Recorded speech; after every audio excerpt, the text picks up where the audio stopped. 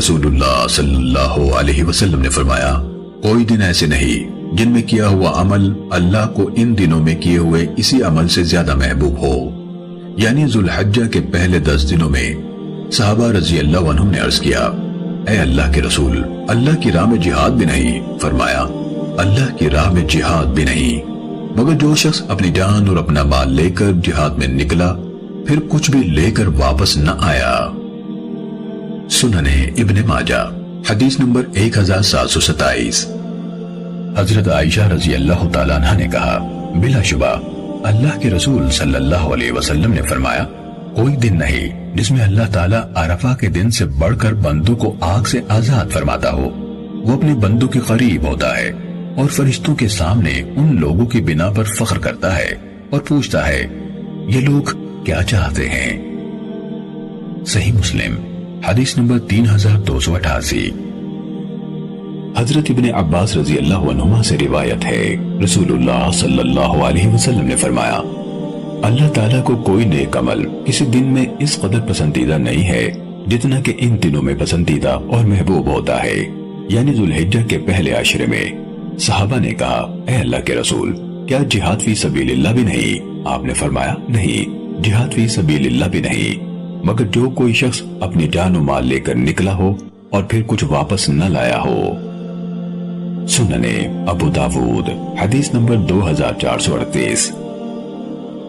حضرت ابو قتادہ رضی اللہ تعالیٰ عنہ سے روایت ہے، رسول اللہ صلی اللہ علیہ وسلم نے فرمایا، عرفہ کے دن کے روزے کی وجہ سے میں اللہ سے امید رکھتا ہوں کہ وہ اس سے پہلے سال بھر کے اور اس کے بعد کے سال بھر کے گناہ معاف فرما دے گا۔ سنن ابن ماجہ حدیث نمبر 1730۔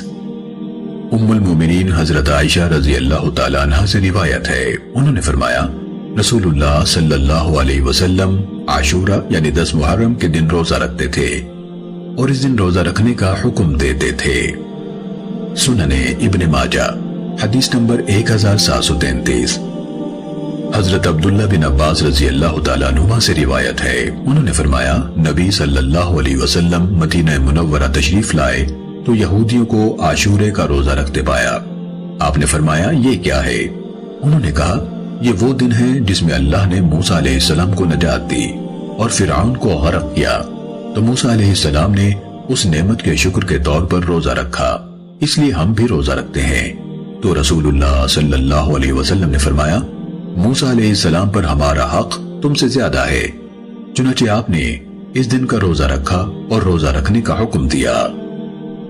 سنن ابن ماجہ حدیث نمبر 1734۔ حضرت محمد بن سیفی انصاری رضی اللہ تعالیٰ عنہ سے روایت ہے، انہوں نے کہا، رسول اللہ صلی اللہ علیہ وسلم نے عاشورے کے دن ہمیں فرمایا، کیا تم میں سے کسی نے آج کھانا کھایا ہے؟ ہم نے کہا، ہم میں سے بعض نے کھانا کھایا ہے، بعض نے نہیں کھایا۔ آپ صلی اللہ علیہ وسلم نے فرمایا، دن کے باقی حصے کا روزہ پورا کرو، جس نے کھانا کھایا ہے وہ بھی باقی دن کا روزہ رکھے، اور جس نے نہیں کھایا وہ بھی روزہ رکھ لے، اور عروس والوں کو بھی کہلا بھیجو کہ وہ دن کے باقی حصے کا روزہ پورا کریں۔ راوی حدیث بیان کرتے ہیں کہ عروس والوں سے آپ کی مراد مدینے کے قرب و جوار کے لوگ تھے۔ سنن ابن ماجہ حدیث نمبر 1735۔ حضرت عبداللہ بن عمر رضی اللہ تعالیٰ عنہما سے روایت ہے، انہوں نے فرمایا، رسول اللہ صلی اللہ علیہ وسلم کے پاس عاشورے کے دن کا ذکر ہوا تو آپ نے فرمایا، زمانے جاہلیت کے لوگ اس دن روزہ رکھا کرتے تھے، چنانچہ اب جو شخص اس کا روزہ رکھنا چاہتا ہے رکھ لے، اور جو شخص روزہ نہیں رکھنا چاہتا چھوڑ دے۔ سنن ابن ماجہ حدیث نمبر 1737۔